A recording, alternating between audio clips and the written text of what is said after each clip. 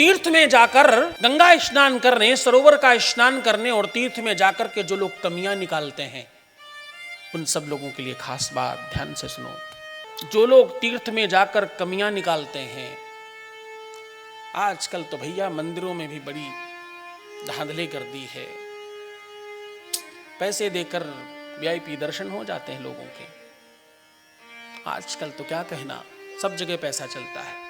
तीर्थ तो अच्छा है, सड़कें खास नहीं बनाई, बड़ी मुश्किल से पहुंच पाते हैं लोग। यहां रहने वहने की तो व्यवस्था ही नहीं है, कितना मुश्किल होता है भाई तीर्थ में आना। यहां तो सब लूटने वाले बैठे हैं, जिधर जाओ लोग पैसा मांगते हैं। हर कोई पैसा कह रहा है, यहां चढ़ाओ, यहां चढ़ाओ, वहां चढ़ाओ, यहां दो, यहां लो। कितने पैसे चढ़ाएं भाई, लाएं कहां से इतने पैसे चढ़ाने के लिए। तुम जिस भी रूप में तीर्थ की बुराई करते हो, तुम ध्यान से समझना, जैसे ही तुमने तीर्थ की बुराई करी, तुम्हें तीर्थ का जो भी फल मिलने वाला था, उसका 4 गुना ज्यादा तुम्हें पाप मिल गया। और कैसा पाप? ऐसा पाप जो दुनिया में किसी भी जगह जाकर के ठीक नहीं होगा। ऐसा पाप जो तुम कुछ भी कर लो वो खत्म नहीं होगा। वो पाप तुमने ले लिया। अरे महापुरुषों, ध्यान से समझना, जीवन भर पाप किया है, कहीं सालों साल में तुम्हें कोई अवसर मिला है तीर्थ में जाने का, क्या फर्क पड़ता है 100, 200, 400 कम ज्यादा में? इतना क्या ही आफत आने वाली है। लेने दो। उन तीर्थ के पंडितों की, उन पंडाओं का एहसान मानो, बुराई मत करो।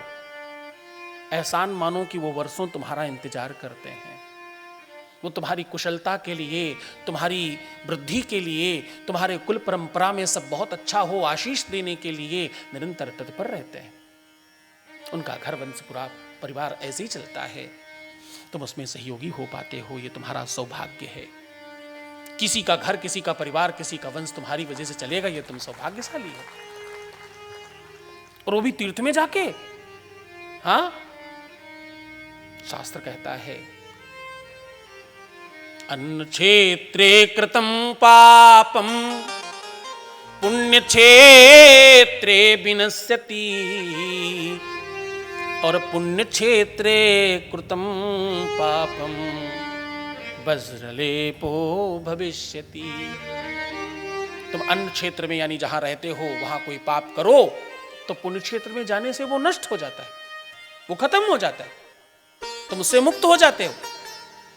लेकिन पुण्य क्षेत्र में जाकर के अगर तुम कोई पाप करते हो, वाणी से, बुद्धि से, विवेक से, चित्त से, आंखों से, किसी नहाती हुई बिटिया को, किसी माँ को जब तुम्हारी आंखें कुदृष्टता से देखती हैं तो ये पाप है। ध्यान रखना पापियों, तुम्हारे जीवन में कुछ भी अच्छा होगा नहीं ऐसा किया तो।